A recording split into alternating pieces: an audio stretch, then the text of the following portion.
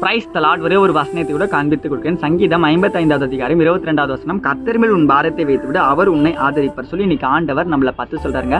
மகனே மகளே, உன் கவலைகளை உன் பாரத்தை போக்குறதுக்கு நான் இருக்கேன், நீ கவலைப்படாதுன்னு சொல்லி இன்னைக்கு ஆண்டவர் உங்களை பார்த்து சொல்றாரு. இன்னைக்கு உங்க லைஃப்ல பாத்தீங்கன்னா நீங்க ஏதோ ஒரு காரியத்துக்காக கவலைப்பட்டு சோர்ந்து போயிட்டு ஒரு இடத்துல முடங்கி கிடக்குறீங்களா? ஆண்டவர் சொல்றாரு, நீ ஏமா கவலைப்படுற, உனக்காக நான் இருக்கேன், உனக்கு உதவி செய்யறதுக்கு நான் இருக்கேன்னு சொல்லி இன்னைக்கு ஆண்டவர் உங்களை பார்த்து தாங்க சொல்றாரு.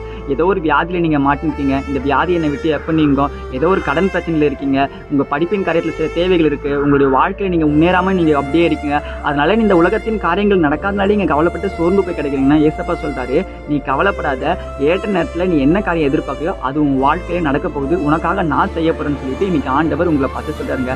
வருத்தப்பட்டு பாரம் சுமக்கிறீர்களே, என்னிடத்தில் வாருங்கள், நான் உங்களுக்கு இளைப்பாறுதல் சொல்லிட்டு இன்னைக்கு ஆண்டவர் உங்களை பார்த்து தாங்க சொல்றாரு. நீங்க எத்தனையோ மனுஷங்க நாடி போயிருக்கலாம், அவங்க உதவி செய்யணும்னு சொல்லிட்டு உங்களை ஏமாத்திருக்கலாம், ஆனா ஏசப்பா ஒரு நாளும் உங்களை ஏமாற்ற மாட்டாருங்க. அவர் நம்பினவங்களை என்னைக்குமே அவர் கைவிட மாட்டாரு. இதை நீங்க விசுவாசிக்கிறீங்கன்னா